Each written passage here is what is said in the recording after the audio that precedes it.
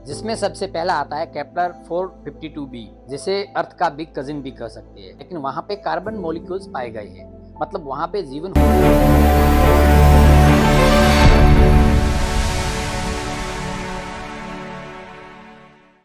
क्या हम इस यूनिवर्स में अकेले हैं, या ये विचार बिलियंस ऑफ लाइट ईयर्स दूर किसी और के मन में भी आ रहा हो?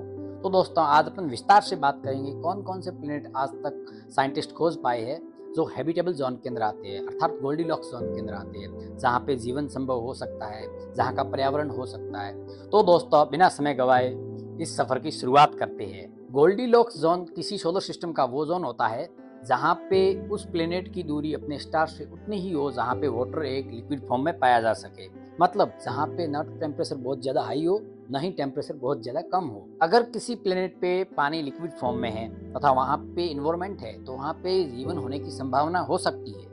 गोल्डीलॉक्स जोन के अंदर वही प्लेनेट आते हैं जो इन कंडीशंस को फॉलो करते हैं। सबसे पहली कंडीशन है, अगर कोई प्लेनेट अपने स्टार के नजदीक होगा तो वहाँ का वाटर इवोपरेट हो जाएगा, और अगर स्टार बहुत दूर होगा तो वो वाटर फ्रीज हो जाएगा। अगर अपन सिंपल वर्ड में समझना चाहे तो जहाँ वाटर लिक्विड फॉर्म में पाया जाए वही गोल्डीलॉक्स जोन होता है, वो प्लेनेट गोल्डीलॉक्स जोन में आता है। अभी अपना होम प्लेनेट अर्थ सन से एक निश्चित दूरी पे है, वो मतलब गोल्डीलॉक्स जोन के अंदर है। अभी वीनस थोड़ा क्लोजर है सन के, तो उसका टेम्परेचर 400 डिग्री सेल्सियस है, और मार्स बहुत ही दूर है, तो वहाँ का वातावरण, वहाँ का एनवायरमेंट बहुत ज्यादा ठंडा होता है। इसी तरह हर सोलर सिस्टम में एक यूनिक गोल्डीलॉक्स जोन होता है। अब अपन उन प्लेनेट के बारे में बात करते हैं जो एक हैबिटेबल जोन के अंदर आते हैं, जो गोल्डीलॉक्स जोन के अंदर आते हैं, और फ्यूचर में वो अपना दूसरा प्लेनेट भी हो सकते हैं। जिसमें सबसे पहला आता है केपलर 452b, जिसे अर्थ का बिग कजिन भी कह सकते हैं। इसकी साइज अर्थ से 1.5 टाइम्स ज्यादा है, और इसकी डिस्टेंस अपने सोलर सिस्टम से 1400 लाइट ईयर्स दूर है, और इसका स्टार सन से मिलता जुलता है। क्यों? ये जी टाइप सीक्वेंस में आता है, और अपना स्टार भी जी टाइप सीक्वेंस में आता है। जी टाइप सीक्वेंस क्या होता है, इसके बारे में अपन अगले वीडियो में बात करेंगे। अभी तक साइंटिस्ट इस प्लेनेट के एटमॉस्फेयर के बारे में एग्जैक्ट जानकारी नहीं जुटा पाए हैं, लेकिन वहाँ पे कार्बन मॉलिक्यूल्स पाए गए हैं, मतलब वहाँ पे जीवन होने की संभावना हो सकती है। हो सकता है वहाँ की लाइफ अभी तक डेवलपिंग कंडीशन में हो। हालांकि केपलर 452b से आज तक अपने को कोई डिजिटल सिग्नल नहीं मिला है, तो वैज्ञानिक ये संभावनाएं जता रहे हैं कि हो सकता है उस प्लेनेट पे कोई लाइफ एग्जिस्ट करती हो। अपना दूसरा प्लेनेट हो सकता है जिसपे अपन रह सकते हैं, अगर पृथ्वी की जनसंख्या बहुत ज्यादा बढ़ गई तो। अब दूसरा प्लेनेट आता है प्रोक्सिमा सेंचुरी बी, जो हमारे सोलर सिस्टम के नजदीक भी है तथा वो एक हैबिटेबल जोन प्लेनेट भी है। प्रोक्सिमा सेंचुरी एक रेड ड्वार्फ स्टार है जो काफी ठंडा है और अपने सन से काफी छोटा भी है। प्रोक्सिमा सेंचुरी बी, इस प्लेनेट का फेस हमेशा स्टार के साइड होता है, तो हो सकता है एक साइड वाटर लिक्विड फॉर्म में पाया जाता हो। यहाँ का एटमॉस्फेयर अभी तक अपन कंफर्म नहीं कर पाए हैं। इस प्लेनेट पे रहने के लिए अपने को अंडरग्राउंड बंकर बनाने पड़े। NASA and European space agency इसी प्लेनेट के बारे में स्पेशली रिसर्च करने के लिए एक अलग से टेलीस्कोप लॉन्च करने जा रही है। हालांकि जेम्स वेब स्पेस टेलीस्कोप भी इस प्रकार के प्लेनेट को खोजने में हमारी मदद कर रहा है। अब जो तीसरा सोलर सिस्टम आता है, उस सोलर सिस्टम के 3 प्लेनेट हैबिटेबल जोन में। आप कल्पना करके देखिए, अपने सोलर सिस्टम में सिर्फ अर्थ ही एक ऐसा है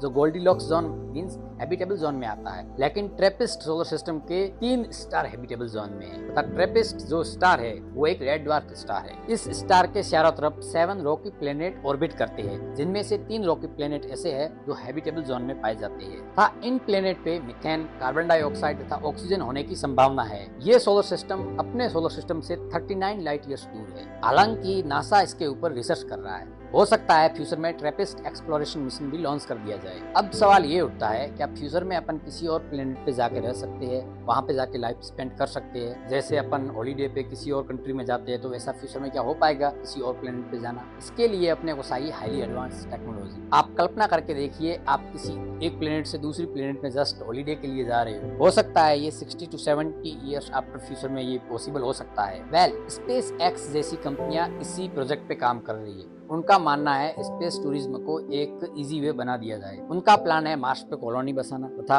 अर्थ से टूरिस्ट को मार्स पे लेके जाना। तो उनका काफी हद तक ये मिशन सक्सेसफुल भी हो सकता है। एलॉन मस्क का मानना है 2030 तक स्पेस जर्नी पब्लिक के लिए स्टार्ट कर दी जाएगी। इसी मिशन के लिए उन्होंने फाल्कन स्टारशिप को सक्सेसफुली टेस्ट कर लिया है। अब अपन देखते हैं 2030 तक कौन मार्स पे जाके वहाँ पे लाइफ स्पेंड करता है। दोस्तों, आपका इसके बारे में क्या ख्याल है? कमेंट सेक्शन में जरूर लिखिए। अब इसमें एक थ्योरी आती है, हर एक यूनिवर्स यूनिवर्स के अंदर सिर्फ एक ही ऐसा प्लेनेट होता है जिसपे लाइफ होती है। इस थ्योरी के अनुसार अपने यूनिवर्स में सिर्फ अपना ही प्लेनेट है जिसपे लाइफ है। अगर किसी और लाइफ को अपने को ढूंढना है तो अपने को दूसरी यूनिवर्स में जाना पड़ेगा। तो दोस्तों ये थी हमारे एक्सप्लोरेशन हैबिटेबल जोन प्लेनेट के बारे में। क्या आपको लगता है हम एक दिन इन प्लेनेट को अपना नया घर बना पाएंगे, या क्या हमें फ्यूचर में कोई सिग्नल मिलेगा? दोस्तों अगर आपको ये वीडियो पसंद आया तो उसे लाइक कीजिए तथा अपने फ्रेंड्स के साथ में शेयर कीजिए। धन्यवाद दोस्तों, मिलते हैं एक नए सफर के साथ में।